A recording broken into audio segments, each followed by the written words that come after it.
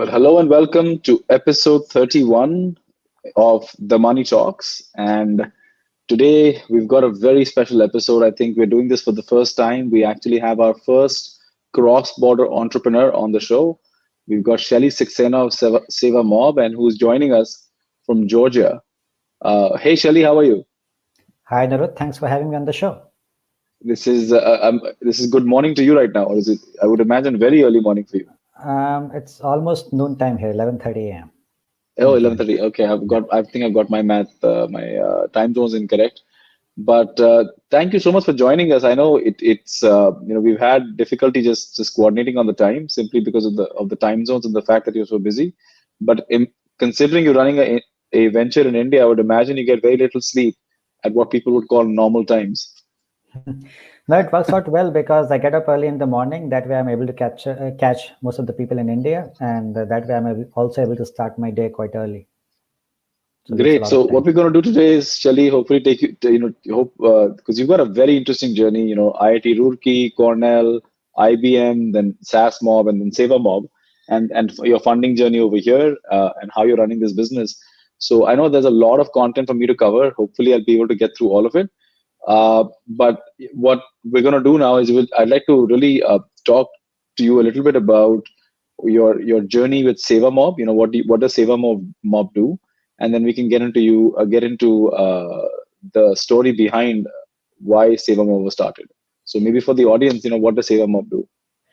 Sure. So Sevamob is a US-based company with a subsidiary in India. We also have franchises in Southern Africa, and we provide an AI-enabled primary healthcare platform to organizations. The platform has two components. One is AI-based triage and point-of-care screening for blood, vision, urine, diet, and sputum. And second is health outcome delivery via telehealth and asset-light pop-up clinics. And by integrating these two components, we're able to enable delivery of primary care at up to 50% lower cost. For us, it's a B2B model. Our customers are employers, NGOs, hospitals, health insurance companies, pharmaceuticals, and local government agencies. And currently, we are serving more than 100 B2B customers in 15 plus states of India and one state of the US. And we've also done pilots in South Africa with customers like Nelson Mandela Children's Fund, Barclays, CSR, and so on. Very interesting. And like I said, I don't want to get into too much detail into that right now because we're going to do that a little bit later. During our conversation, but Shelley, you are obviously you weren't born in the US. You grew up in Lucknow, and from there but did you always want to be an entrepreneur? I mean, Lucknow is probably not known for entrepreneurship as much as other towns of India. Yeah, my schooling is from Lucknow. Then I did my bachelor's from IIT Roorkee in electronics and communication, and after that, I worked at IBM for 1 year in product development, and then I did MBA from Cornell, and then I did product management channels and go-to-market work at IBM. So the way I stumbled into entrepreneurship was that IBM had a very buttoned-up culture, and there were lots of ideas buzzing in the head, which I could not implement fast enough with the bureaucracy at IBM. So that's how I co-founded my first company, Saasmob, where we could do something with cloud-based mobile platform technology, which I initially tried to attempt at IBM, but because of the all of the paperwork there, it could not happen. And so we were able to secure a number of customers, and that business has been profitable for a while now. And I'm an advisory role over there now. But that was the initial impetus. Just too many ideas buzzing in the head. And no outlet for those ideas at IBM. But you were at IBM for 10 years, I believe. Yeah. And what was that experience like? IBM obviously was a bellwether at one point of the tech world, and a lot of companies have actually come out of IBM, right? And a lot of founders have come out of IBM. And of course, I mean, starting out as a product manager over there, I think what was the DNA that you took away from working at IBM and probably applied that to your current role? So I had great experience at IBM overall in terms of learning. Fresh out of Roorkee, I had very little practical skills. There was a lot of theoretical knowledge I had, right? So one of the advantages of working at IBM was I was working with different product groups for 2 or 3 years in product development. And so that broadened my technical skill set and gave me some background. I started with Lotus Notes very early on, and then did a bunch of stuff in Eclipse group, then with their portal software and mobile software. So that gave me a very pretty broad skill set. And the reason I came back to IBM is because they were processing my green card. And so I did a fast track program at Cornell. And after that, again, IBM gave me the opportunity to do product development, product management channels and go-to-market work. So I would say that I credit my business experience and my technical experience totally to IBM. And because they have so many different product groups, I was able to broaden my skill set quite a bit from there. The downside of the experience at IBM was that, again, it's a lot of bureaucracy. And so as if say you have a number of ideas and you want to get them implemented fast, it would take you a while to get somewhere. So that was the downside, but the upside was why is that though? Why is it that, I mean, I've noticed this about most companies as they get bigger, the speed of innovation keeps on coming down. That's just because there are so many different gating factors before an idea gets to the product stage and is actually used by the customers. And each gate point has its own time, milestones and cycles and so on. So which extends the whole process. And then there are too many cooks in the kitchen. So that's another thing. The people if they're more experienced than you, then obviously they get the first say at how things should be done. Even if you are supporting your stuff with proper analysis and everything. And so I would say that's probably the main reason why at large corporates, innovation takes its own time. But Shelley, it's very interesting that you decided to go to IBM. Obviously, in a way, because of your green card, you like you mentioned, you probably had to.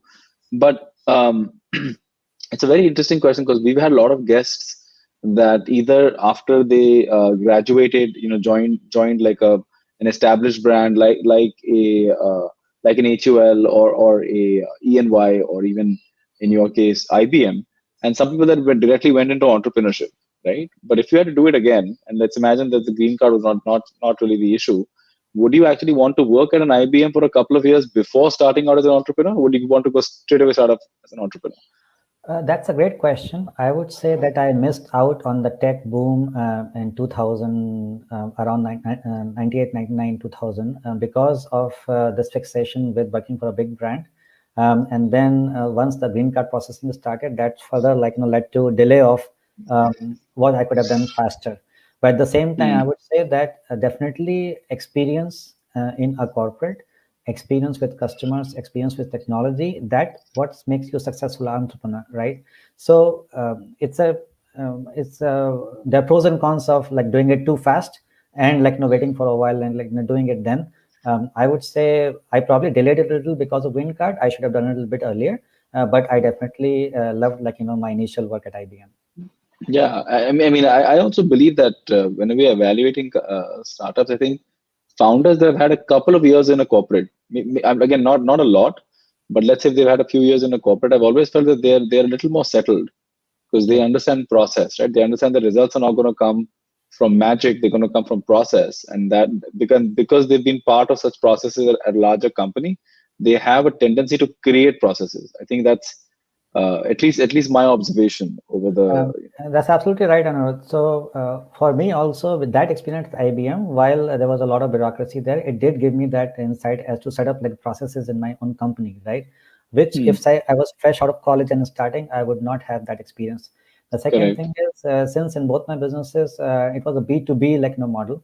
In a B2B model, especially if you're pitching to bigger customers, larger corporates, you have to have that understanding of the sales cycle. You have to understand who to pitch it to, how to progress that sales cycle, how to how to understand the pain point, how to talk in their language, right?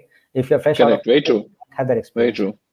Yeah. And then what was the trigger that you decided, when you were done with IBM after 10 years, what was the trigger that made you want to now start Saasmob? So I found some good co-founders who wanted to do something big separately from their jobs. And at the same time, as I mentioned, there was a bunch of things I wanted to do at IBM as part of the mobile portfolio that I was managing there. And I could not implement those things at IBM. So I decided to then take my ideas and then implement them myself. And it was a good learning experience. It took me a while because until that point, while I had the experience at IBM, I did not have the experience of running a P&L as a separate business and so on. So there were a bunch, especially as a smaller brand, it was very easy to get on a customer's calendar with IBM, but it was a lot more harder to get on say a potential client's calendar without that brand name behind you. And so that was a good learning experience, I would say. It took us a while, but all of those lessons worked out pretty nicely for us when I founded Sevamob. And Saasmob was bootstrapped, I believe. It was bootstrapped, yes. And we 4 pretty much years. did everything from customer revenue from the beginning. Very interesting. And then what was, I guess, the biggest takeaway from the whole Saasmob journey that I think, or rather the trigger that would have taken you from Saasmob into Sevamob? So the first takeaway from Saasmob was that at that time I was very enamored by technology, and it was technology looking for a solution or looking for a customer pain point, right? We did hit on the right pain points, and we did solve a bunch of problems, but it took us a while to get from a cool technology to a cool to a actually usable payable solution, right? When we were at Sevamob, from day one, we hit the ground running. We knew what the pain point was. We were able to pitch a solution for that pain point. And so I would say that was the big takeaway from Saasmob that translated into Sevamob. The initial impetus for Sevamob was an issue with my mom, where she was incorrectly diagnosed and almost lost her life because of hepatitis C. Oh, wow. And this happened in Lucknow. So the thinking was that this could happen in a tier 2 town, which had pretty good medical services. What about tier 3 and rural? And so we started a primary healthcare service on a B2C model in 2 towns near Lucknow, Kakoli and Maliabad, which are in the Mango Belt. And very quickly we realized in the first year that a B2C model would not scale, especially in that setting where the payers had a limited paying capacity. We had hit the right pain point. We had the right solution, but where we went wrong was the business model of whether to do B2C or B2B. And so within a year, we switched to a B2B model, and that's what scaled for us. So initially, we were doing a general health service on a B2B model for employers. And very quickly, we realized that it was easier to charge the customers more if we did more specialized services and more treatments and procedures rather than just consults and prescriptions. And so over time, we added services for vision and dental and nutrition and cardiometabolic and infectious disease, cancer, ENT, and more. And each one of those. That's almost like a pop-up clinic. Absolutely. So it was a pop-up clinic at that time, and we were able to increase our average revenue per patient by using this approach of instead of a general health service to a specialized service with both not just a consult and a screening, but also with a treatment option. So for example, in case of vision, we were doing prescription glasses and eye drops along with other stuff, and then referring patients for surgery, cataract surgery, or so on. In case of, let's say, dental, we're doing on-site scaling and caries removal and filling. In case of, let's say, ENT, we're doing on-site consults and screening plus fitting the patients with hearing aids. So that treatment element of it made all the difference to the model. Then what we realized was that our customers sort of led us to the next milestone, where they said, okay, your pop-up clinics are good, but we need something between the pop-up clinic visits, because the pop-up clinics could not be there every single day, day in and day out. So we switched. We also added telehealth infrastructure back in 2017-18.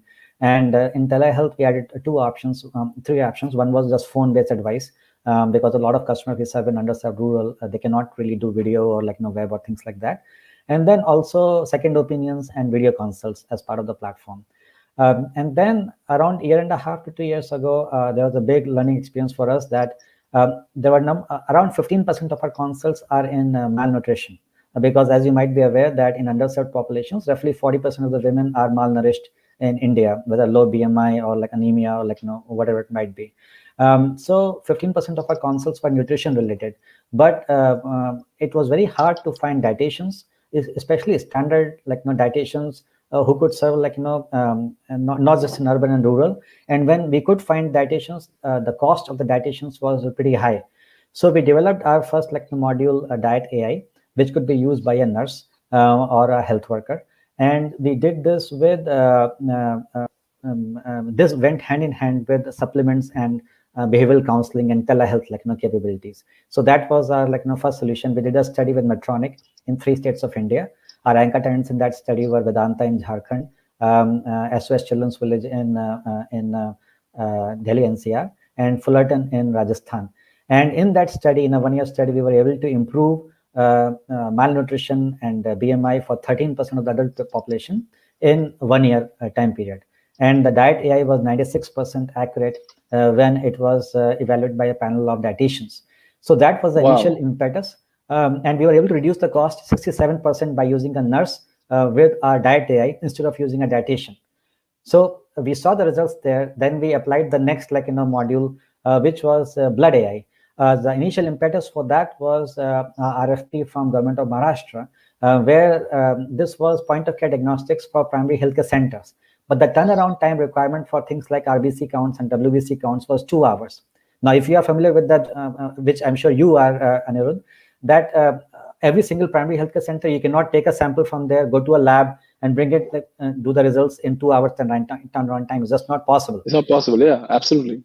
Yeah. So in that case, we decided to use AI. We developed a module which could do RBC and WBC counts at point of care in a low resource setting.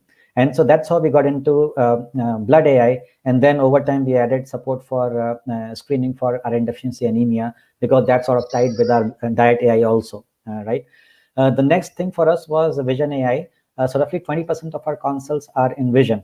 And again, there the ophthalmologists are pretty expensive to deploy in the last mile setting. It can easily cost you 3,000 to 4,000 rupees per day per ophthalmologist. And so we developed a vision AI which could screen for diabetic retinopathy and cataract, can be used by a technician, does not require an ophthalmologist. And obviously the recommendations of the AI are then acted upon by the specialist, right?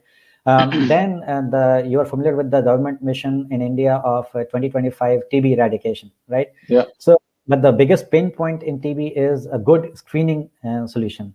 So the current technology, the molecular DNA testing, that is very good for confirmatory, but the pricing of that is around 600 to 800 rupees per test, or even more in several areas. So you cannot really deploy it large scale for screening. Now, the Government of India protocol is that anytime a patient shows up in a primary healthcare center with more than 2 weeks of cough, then they have to do the sputum test. Now, just to explain to you how, I would say complicated that is, the technician has to manually take the sample, put it on a slide, stain and dry that slide, then look at it under simple microscope, analyze 100 different fields of that slide in order to rule out whether the patient is does not have tuberculosis, right? There are so many points where error can happen in this process. So we developed a solution which could automate this entire process, right from the point of actually staining it to the point of actually analyzing it, and then having that analysis further acted upon by a remote physician. So that's how one customer after another led us to these different modules, and that's where we are today. But it's very interesting, Shelley. I mean, there's just so many different products. You could say you've developed so many different services, and you're doing them all at the same time, right? How do you allocate what should first of all, how did you decide what are the first 5 or 6 specialty services I'm going to have in my multi-specialty clinic? How did you decide that? So we were lucky to have some very good customers, and I think that was a lesson from Saasmob. And at Saasmob, we first developed the solutions, and then we tried to find a customer. Here we had ready-made customers, a good pipeline, and the customer said, we need this. And then we tried to build that, right, and deploy that. So that's, I would say, the biggest difference between the two companies, and that's what's helped us do the stuff so quickly, and where for each module we have a pretty good solid pipeline. But I would say it's not like we are doing 10 different products. We have a single product, which is AI-based primary healthcare platform. Now, certain customers are only interested in that last mile health outcome delivery capability. Certain customers are interested along with that with telehealth. And certain customers want more diagnostics beyond what is available off the shelf in the market, right? And certain customers have more requirements around, let's say, reducing the total cost of solution and down to that to a level which they are comfortable with. So as a business, we have to provide a complete solution. Our lesson was that we cannot just sell technology and then expect that somebody would figure out the whole solution. In India or any developing country, the customers are not looking at technology. They're looking at a pain point and how best that pain point can be addressed by a solution. So that's the approach that we have taken in our business so far. Very interesting. Very interesting. And all these technologies are they IPable? Are they something that Yeah, so we have filed 4 patents on this. We've also filed some trademarks on our platform, and we have published papers. So our Diet AI falls under FDA Class 1 device. We have done appropriate, I mentioned the study to you, we published that in a journal, and we have deployed this in multiple customers. And then our blood, vision, urine, and sputum AI fall under FDA Class 2 devices. We have done phase 1 and phase 2 testing, published results. We have received Government of India approval for use as a screening device, and we have started double-blind phase 3 clinical trials in Lucknow. And the intent is to file for FDA 510(k) notification in summer of this year, so that we can sell this more broadly. And who would be your usual customers? Like, who are in your current pool? I know NGOs and certain corporates are there, but what's your usual average customer like? And what is their? So largest chunk of our customers are employers, and there at employer, it's either an employee health scenario and or a corporate CSR scenario, right? And typically the pain point which they're looking at is they want a single throat to choke for tier 1, tier 2, tier 3, and rural. While we provide service in tier 1 and tier 2, where we really differentiate ourselves even against big guys like Wockhardt and Apollo Hospitals, is in tier 3 and rural, where we have one of the best coverages currently in India in 15 plus states. We pretty much cover every state except east of Assam. Our last state on the northeastern side is eastern side is Assam. And tier 3 rural is where we have the best coverage, one of the best coverages currently. So that's the initial impetus for many of these customers, whether they are pharmaceutical companies or health insurance companies or employers or NGOs or local government But do agencies. these people have to, do these employers have to deploy specialized people of their own, or do you provide those people as well? We provide the full solution. So in most of the cases, the solution goes and the technology goes hand in hand with the health outcome delivery. And they don't care what technology we use, whether it's our proprietary technology or something else, right? For example, in case of Indian Oil, their motivation is to reduce the accident rates for their drivers. Now, that's all they want, right? Now, it's up to us to figure out the technology to use, how best to reduce the cost. Should I deploy an ophthalmologist in a given area? Can I even find an ophthalmologist in a given area? Or should I use optometrists with nurses and our AI, right? All that is our decision. They have their budgets. They have their objectives, and they measure us based upon the metrics. Very okay, huh? And so currently, you said you have over 100 B2B installations at this point. Yes. And how many people does these 100 installation service currently? No, so we have more than 100 B2B customers. In terms of installations, our installations are more than 225 to 230 installations at this point across India, where at each point we either have a dedicated team or we have a mix of dedicated or contract-based staff, depending upon how many working days we have in a given area. And then many of these, some of the customers are just pure technology licensees, and others are using a mix of technology licensing as well as health outcome delivery. Interesting. And how do you? What are the price ranges? How much does it cost for a corporate to set up a clinic? Sure. So if say it's the complete health outcome delivery, our price points start from 10,000 rupees per day for up to 75 patients, which includes consult, basic diagnostics, and meds as part of that, generic meds as part of that. And then the price goes up from there. So if, for example, vision, then the price is a little bit more. If it's additionally let's say cardiometabolic, a little bit more. If it's dental or whatever, the price varies from there. But the entry point is generally 10,000 rupees for up to 75 patients, everything included in that. And then if it's a pure play, and 10,000 rupees a month per day for up to 75 patients, yeah. And then if it is a software only deal, there the pricing starts from 5,000 rupees per clinic per month, which includes patient data management, analytics, telehealth infrastructure. If it is additionally video consults on top of that, and that is another additional 10 rupees to 20 rupees per consult. And then the AI modules are built up from that point. So each AI module has additional pricing on top of that. But the starting point is so essentially, do you think of yourself as a platform, a service provider, or a product company? So far, we have been a technology-enabled services business where this platform can do. It's a hybrid platform, right? And but going forward in the next 3 years, our roadmap is to turn it from a technology-enabled services business to a technology-led business, and we are doing appropriate transformations in the company at various levels for that to happen. It's a very interesting question from Rohit Nagpal. I'll just take it up. He says, what is the percentage of accuracy of the AI-based healthcare tests? And maybe you could also talk about, because there are all these different tests you're doing, right? So maybe exactly from that aspect. So the accuracy depends upon the module. So our diet AI is 96% accurate as evaluated by a panel of dietitians. Our sputum AI is 81% accurate, and I can get into sensitivity and specificity. But if you look up, we have published our journal papers on this, and so you can get into exact specificity and sensitivity on that. But 81% is our accuracy on the sputum AI for tuberculosis.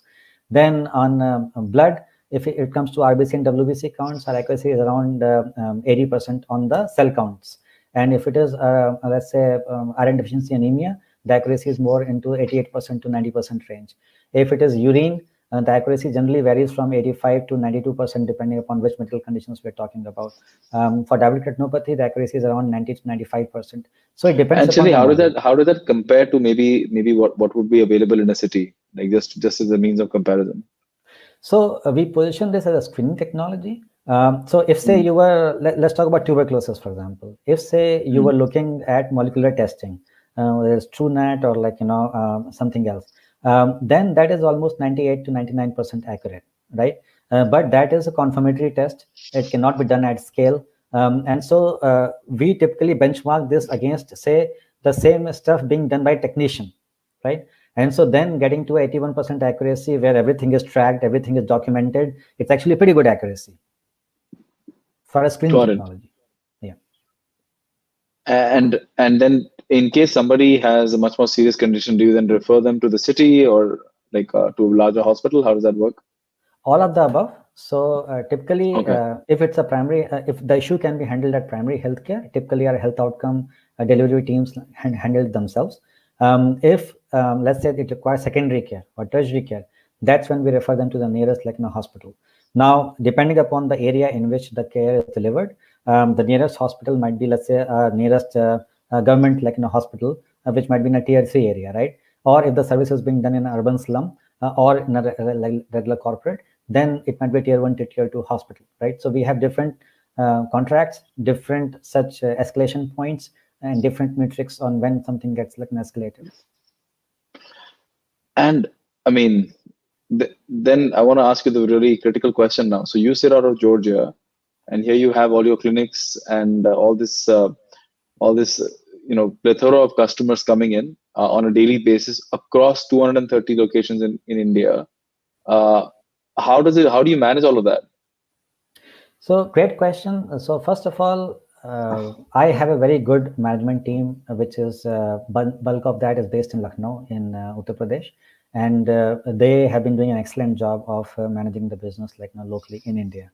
But I myself spend a month every quarter in India, including during COVID. So during COVID, I've so far done around 4 trips. And so that helps have feet on the ground, talk to customers. What was the experience like cross-border during COVID? Believe it or not, I actually liked it because the alternate seats in the planes are empty. The airports are semi-empty, and the ticket price actually, when I did my trip, I think in June timeframe, the ticket price for US-India round trip was $640, right? For a regular ticket, which was like $1,300, right? So I would say it was a great time to travel. And since then, both sides of the governments have added more protocols. So now you have to get PCR tests done when getting to India and also when getting back to the US now. So I would say overall it was not a bad experience after the initial stuff. But I would say also another thing which helped, just for everybody else who is listening out there, something which helps you actually have your parent entity in the US is that it is easier to move money in and out of the company. If because of the financial regulations, right? India does not have full convertibility. And so there are more restrictions in how the funds can be deployed.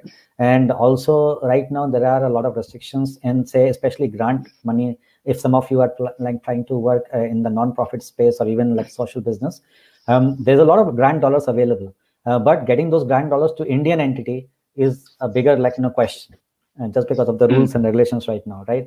So I would say having a US entity or a US parent actually helps a lot from that perspective. Also, there's a lot of business development which can happen in the US, which cannot happen typically in an Indian scenario. So we did, for example, our pilots in Southern Africa. Now, to do that business development in India, even if you're in Mumbai or Delhi, is a very difficult proposition, right? But it's much easier in a situation like in, say, Atlanta in the US, right?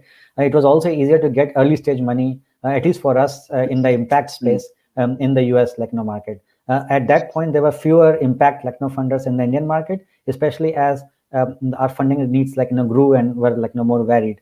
So it definitely helped us. Were we held back? Just like everything, there's a trade-off, right? So there were several investors out of India who said they would want the parent company in India. And so obviously we could not go ahead with those investors, or they would not go ahead with us. And then this question kept coming up, that how are you managing something like this setting out of the US? And so far it's been it's worked out quite well for us. We have raised more money than some of our peers in the impact space in healthcare, and we have executed better than most of our peers in this space. And Shelley, you started at a time when healthcare was not sexy in India, right? Yeah. You've been in the space now coming on almost 5 years, and I know when you started, you had a lot of trouble raising money, maybe even convincing people, right? Because you were somebody sitting in the US, you've not really been in India for 10, 15 years. So how did you convince that first set of customers to even take your solution? Because for them, it's still about 3 lakh rupees a month, right? That they have to commit to you for. So how did you get that first set of customers to back your technology? Believe it or not, getting the customers was not the problem. But in a B2B, since you have invested in B2B companies, you might be aware that there's a sales cycle, there's the payment cycle involved, right? Oftentimes the payment cycle is 30 to 90 days. In our case, it is 30 to 90 days, depending on the type of the deal, the size of the customer, and so on. So getting that working capital for the payment cycle was a bigger headache than getting the customers. Because of the problem we were addressing, getting the customers was the easy part, right? But financing that was the difficult part. So let me talk about that, because again, that might be of in fact, it's a very critical question. Many people don't realize that working with big companies, you can do lots of billing, but there's a huge difference between what's billed revenue and what is booked revenue. Yes. Right. And until you have booked revenue, there's no way to pay expenses, and you're paying it out of your venture cap. So please, I would love to understand how that works. Absolutely. Let's talk about some of the pain points of what are some of the roadblocks. So for example, only recently has invoice-based financing become available in India, or become more at least options are available now. Prior to that, at least prior to COVID, there were very few options for invoice-based financing, right? So and then if you go to the banks, yes, you can get good interest rates, but the first thing the bank would ask you is, do you have collateral? If you don't have collateral, then the size of the line of credit, or whatever you're trying to get from them, is pretty small, or totally absent. And I know that the government has said in India that they provide these collateral-free loans through banks for up to a limit of 1 CR through a startup 2 CR now. Yeah, 2 CR now, right? Believe it or not, we have done the paper with several banks. When the rubber hits the road, it is really hard to get a collateral-free loan. They say yes, there's a scheme. They say yes, they have a lot of non-performing NPAs, right, on their balance sheets. And so even though there is a scheme, they themselves would not make the collateral-free loan. So end of the day, even after you get term sheets, and I'm talking about not just the public sector banks, I'm also talking about some of the well-known names in India on the private sector side, right, who are venture debt or other type of funds. Even they would initially say, okay, collateral free is fine. Yes, you have marquee customers, everything is good. But when they have to write that initial first check, it comes down to that, okay, we need some security here, or we need some guarantee here, right? And that's just a fact of life, and you just have to work with that. But you also ran a business in the US, right? Saasmob. And I mean, I can talk from personal experience of running a business in the US and running one in India. But I would love to hear from your perspective, how different has it been to run a business in the US, then come to India and then try to run a business in India? What was the what are the maybe the three major differences that you find? Well, the first thing is, so for example, let's talk about Sevamob's example itself. So we were able to get a line of credit from Kiva for $50,000, no questions asked, right? And then we repaid the line of credit, obviously, from the follow-on funds. Then we were able to get, for example, from my bank, Wells Fargo, a line of credit for $40,000, no questions asked, no collateral, nothing. Emory University, same, they gave us a line of credit, which you're not tapped so far, $40,000, right? So very easy to raise, let's say, line of credit or invoice-based financing. Then we got our initial seed investment from Village Capital. And they got redemption at the next round, which was led by ADAP Capital. And it was very easy to get that early investment, like not as much like, believe it or not, in 2014-15, I did try to get investment from a lot of impact investors in India. The cycles were really long, very tedious, very small checks. And so while you hear all these startups like getting million here, million there and stuff, in the impact space, billions now. Yeah. In the impact space, we talk about $50,000. We talk about $100,000. We talk about $250,000, right?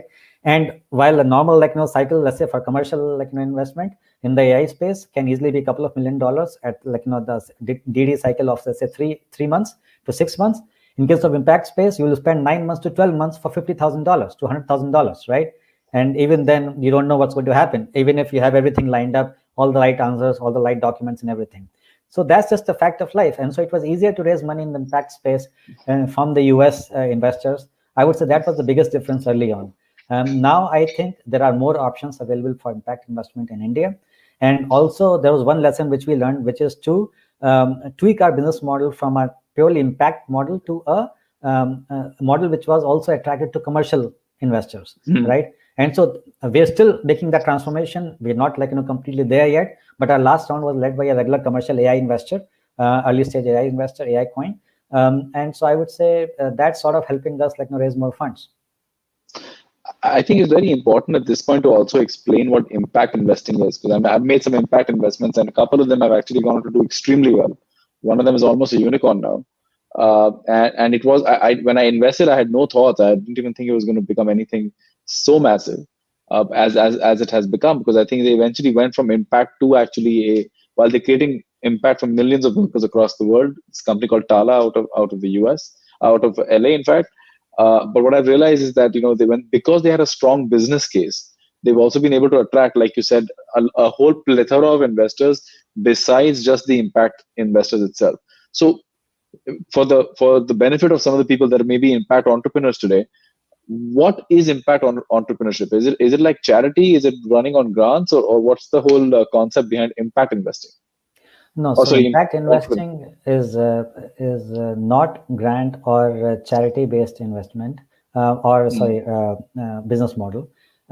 You are doing a for-profit social enterprise, but your target audience typically happens to be an underserved population. That underserved population might be underserved because of whether they're BOP, bottom of the pyramid, or they might be low income, or they might have a religious, because of religion or ethnicity or whatever it might be, right?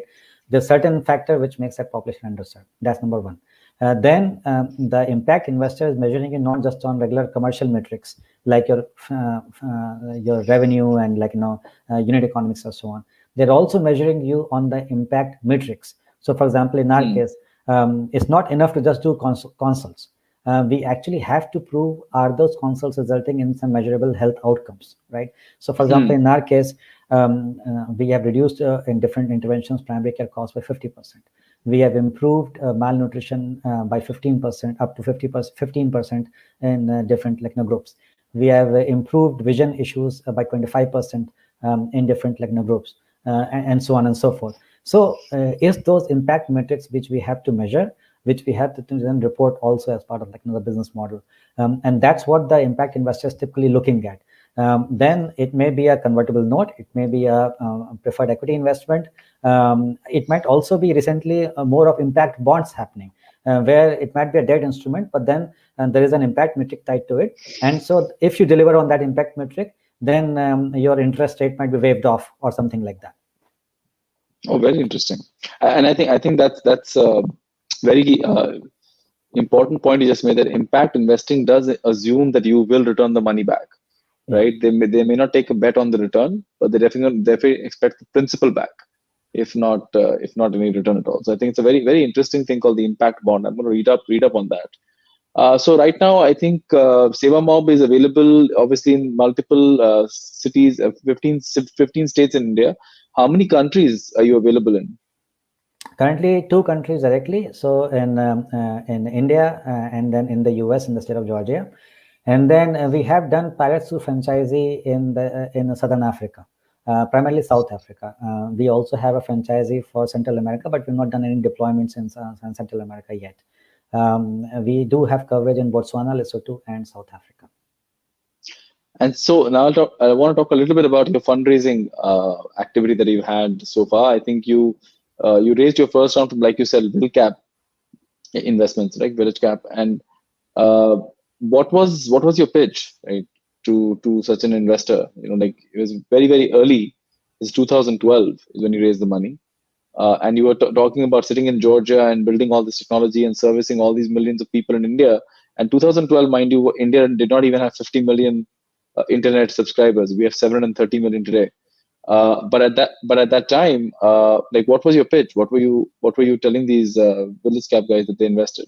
So Village Capital has a very interesting model, which is based upon peer investing, and so they select a cohort. The cohort has around 10 to 15 companies in it, and then the companies vote each week on which company should receive the investment. Right at the end of it, they make investment to two of the companies from that cohort.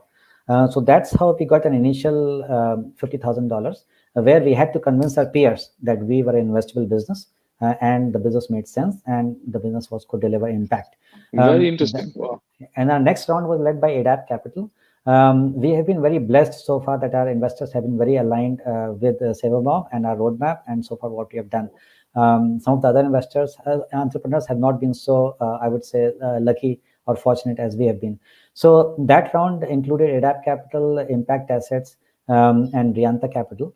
And then we did another round in October 2015, and that round was led by HNI called Scott Satterwhite out of Georgia, and other participants were Impact Assets. Then our last round was led by AI Coin, and other participants were Sorensen Impact, and also one HNI.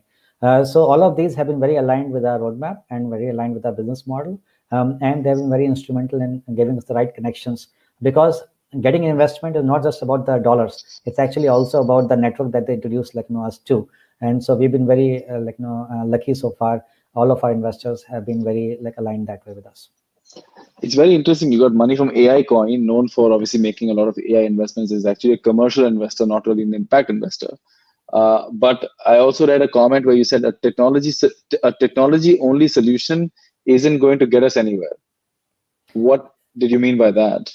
In a developing country, technology only does not solve any pain point. You typically have to look at the complete solution. So even if you look at guys like Flipkart, it's not like they just, as they built out their platform, it's not that they just okay, here's a cool website where you could order products. They had to figure out the distribution. They had to figure out the delivery and post everything, right? So in the same way, somebody like us in the healthcare space, if we just provide a technology is dime a dozen in the healthcare space.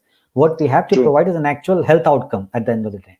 If we cannot deliver that health outcome or any type of outcome to a typical customer, and who their payer is or who our project sponsor is, it's not going to go anywhere.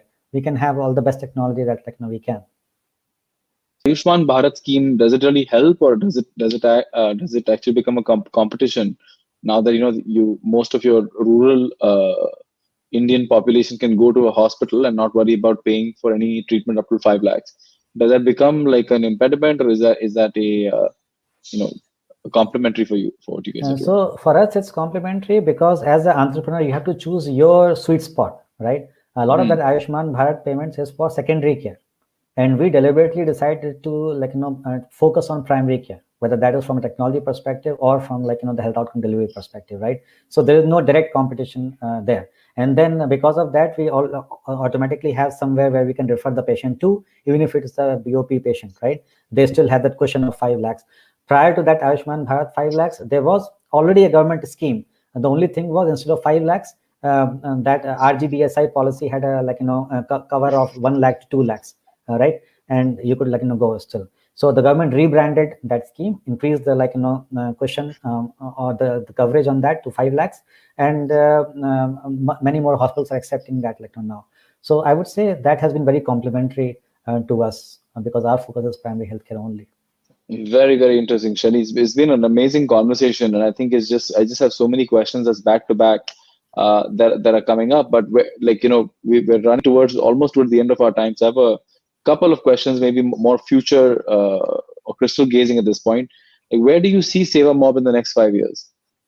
In the next 5 years will be a technology-led business, which is operational in multiple developing as well as developed markets across the world. And the pain point, the focus though would always be solving this problem of primary healthcare and transforming that a solution for that for underserved populations, whether that is in developed or developing markets. And do you see yourself expanding? Obviously Africa is a market you're looking at, but do you see yourself getting into maybe the South American or the East Asian or the Southeast Asian kind of markets as well? Yeah, so South Asia, Sub-Saharan Africa, Central America, and even developed markets like the US are markets of interest to us at this point. Wonderful. So I think what I'm going to do, Shelley, is that we've got just enough time to probably do our rapid fire. So I'm going to end the conversation here for now. If anybody has any questions, please feel free to ask them in the comment section, and I'll take them at the end of the rapid fire. Shelley, I'll explain the rules of the rapid fire very quickly. I think rapid fire is like I said, we're going to shoot out about 10 questions to you back to back. Whatever first comes to mind, you just need to answer it. This is the only part of the conversation I've not had with you in the multiple lead-up conversations to today. So are you ready for the 10 questions? Sure, let's do it. Okay, great. First question is a Peter Thiel question. One thing that you know to be true, but very few people agree with you on it. Very few people think that we can become a very big company with, let's say, a PayPal type scale and model. But I think that we can do that with the right support from the right partners. What is the support that you would say is required for you to become a PayPal style large company? Both the funding at a scale where we can grow that business to that scale, and the second and most importantly, the strategic partnerships which can take us there. And anything specific you're looking for in a strategic partnership? So typically, when we deploy in a new area, we're looking for local partners who have either access to business development or access to accounts or access to some sources through which our platform can be deployed more quickly in that area. So I would say those type of partnerships, whether those are systemic partnerships with guys like Path and Care, right. So those are the ones which would be very instrumental in us getting us to the next level. Who's your favorite superhero and why? That's a tough question. I don't know, man. I'm not a big, I'm not a big Marvel. Yeah, I'm not a big comic hero guy. But initially, I used to, when I was a kid, I used to do a lot of Chata Chaudhary and Phantom comics and so on. But I don't have any favorite heroes. One piece of advice to founders about fundraising, and it's going to be very interesting from your side because you have a very tough fundraising, ecosystem, right? It's not a very huge ecosystem. Yeah. So one advice is everybody wants to do good. A lot of our my peers, they want to do good. It is very hard to raise funds if you are totally impact business. You have to have a viable business model. So think from day one about a viable commercial business model, and then the impact would automatically flow from there. Usually, are you a morning person or a night person? Morning. And let's see, what is your typical morning routine like? Get up around 5 a.m. I do a morning run of 3 to 4 miles. That is very helpful. Do some weights after that, and then I start with my first set of meetings after that, after a short meditation. And what's the last thing you do before you go to sleep? Just talk to my team in India. Also watch some clips on YouTube. And read. I read a lot, so and I am a speed reader. So. And according to you, what is one thing investors should bring to the table other than money? for each round of investment, and the best thing which the investor can do is if they have some contacts lined up for the next round of investment or for a potential exit if the company is not able to deliver on the milestones. And I would say, just going back to the Village Capital example, that was the best thing they did to us. So when they did the seed, they already had relationship with our next round lead ADAP Capital. And so they got the redemption and we got the next round of investment, and then we were able to grow the business. So anybody who's thinking about investing, please think about it from that perspective. And it's very interesting, the point you just brought up, but could you elaborate a little bit more on that? Sure. So something which differentiates the commercial space with the impact space or with the US market, with the Indian market is there are a lot of exit options in the US market, right? If say the company not growing as fast, the exit option is that the company gets acquired by somebody else from somebody's like an investment portfolio, right? Or let's say the investor A, at the next round, they already have investor B lined up. So the investor B then gives them redemption and they get their exit, right? So the money stays in rotation for the investor, right? Makes sense. That is, I think, missing. And you probably know this better than I do and understand this better. In India, that is missing, and especially in the impact space, right? For the early stage impact investor, it is the very limited options for when the next round exit, and how it would happen, right? And same way for the company itself, and there are very limited options for who might buy them and when, especially in the impact space, right? So that reduces the money in the ecosystem overall if you cannot show the number of successes at different levels. I mean, I think that scenario is changing in India. I think we're getting more comfortable with M&As, but yeah, I would still say that India is also a very competitive market. There's no space for number 3, 4, 5 in India. It's all about number 1 or 2, right? And if you're not number 1 or 2, then you're nobody, right, in a category. And I think that's also while obviously it's the survival of the fittest kind of a scenario, but it also becomes extremely competitive. And there's no space for 3, 4, 5 in India. I mean, they can survive, but they're never going to get recall and premium valuation. So yeah, it is a very difficult deal. I mean, I think it sort of also bleeds into my next question that what one thing you would like to change about the Indian startup ecosystem, because you're part of both, so you can obviously see both. So what's one thing you would like to change about the Indian startup ecosystem? The biggest thing would be, and especially just to refer back to your previous question, you said the M&A is increasing in India. Yes, but in the commercial space, right? In the impact space, I mean, the number of options you have, you can count literally on your very true. One finger, right? I can see that. Yeah. So regarding the Indian startup ecosystem, the number one thing is if the government, for example, says that they are going to provide up to 2 CR of collateral-free loans, they need to make sure that the downstream funders who are actually making that loan are actually making that loan, and that is actually collateral-free, right? If they cannot ensure that, just setting up hopes, just waste the cycles of the startups. The second thing is we need more options in India. Now there are options, but we need more options for short-term working capital, right? Because a lot of different businesses, whether commercial or impact, if we can just solve that short-term working capital problem for them, they might not even need as much equity capital, right? And then the entrepreneurs might retain more control in their business if they can figure out that short-term working capital option. Oftentimes, they are using the capital for the wrong reason. They might use equity for doing that short-term working capital, and that just that's harmful for everybody. It's criminal. It's criminal waste of capital. If you're using venture capital to fund your working capital needs, it's a criminal waste of your capital. Yep. No, completely agree with that. I think that's a very profound, very important point, and I think we should definitely, definitely needs to be brought up, right? That the government scheme of this, it's called the CGT SME scheme, right? And it's very few companies, at least in my portfolio, and I have 85 companies in the portfolio. I would probably be able to count on one hand the number of companies who have actually got that money, right? And the kind of hoops they had to go through to actually get that money. Right. And imagine, Andrew, you are investing in the very good businesses, right? You're investing the best of the best. So think about all the rest of the SMEs, right? Think about where they are. So true. There are many problems to solve, but I think I completely agree with you that on one more point here that unfortunately, because of the lack of debt options in India. So when I started in the US, much like yourself, after it took me like 24 hours to register a business name. It took me another 24 hours to get the bank account, and it took me another 24 hours from there for the bank to call me and actually offer me an overdraft facility. And I'm talking about in 2009.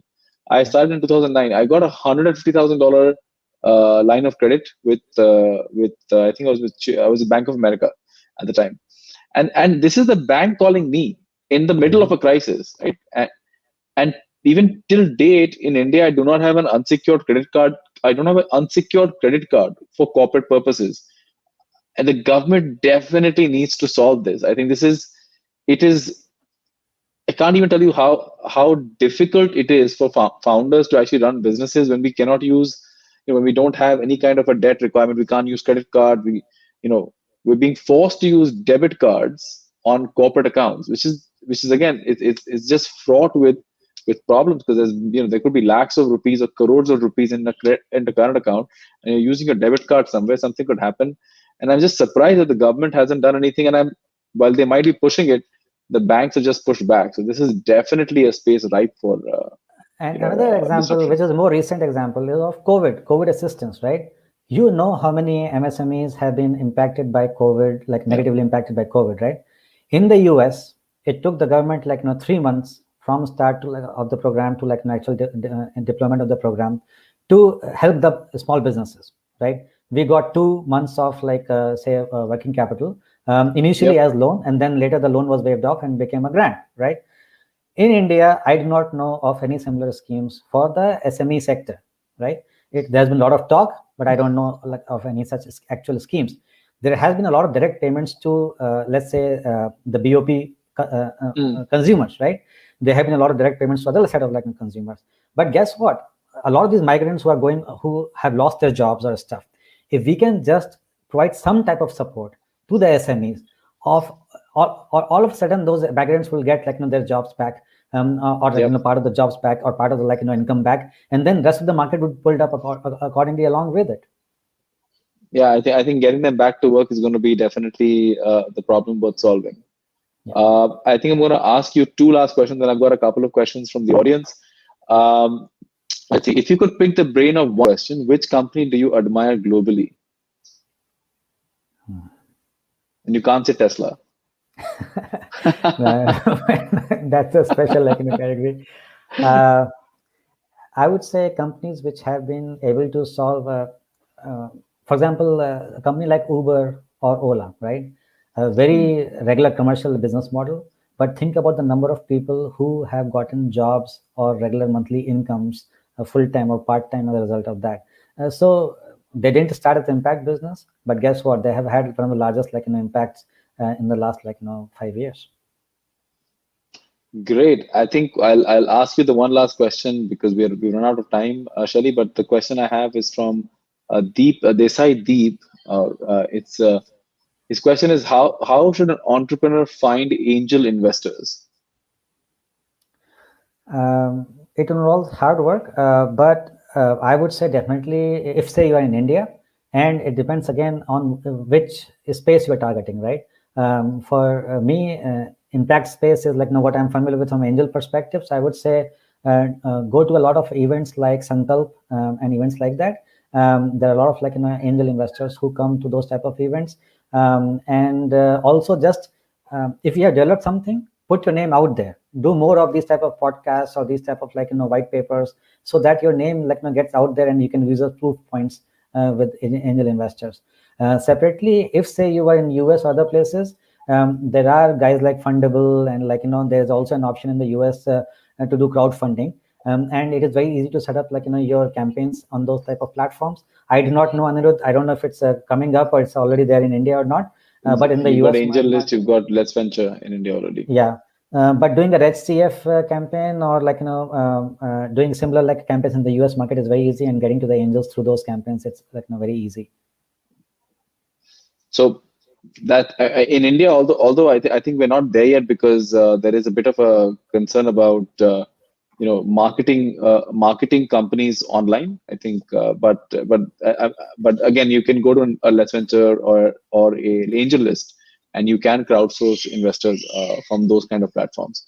But that being said, thank you so much, Shelley. This has been a great conversation. Like I said, the first conversation where I have a cross-border entrepreneur, someone sitting in the US, and actually someone who's been through something very few of us have, which is starting a company in the US, running that, and then coming to India and then starting a company here. But I think you've taken it one step beyond, because you've started an impact venture in India, and that too in rural healthcare.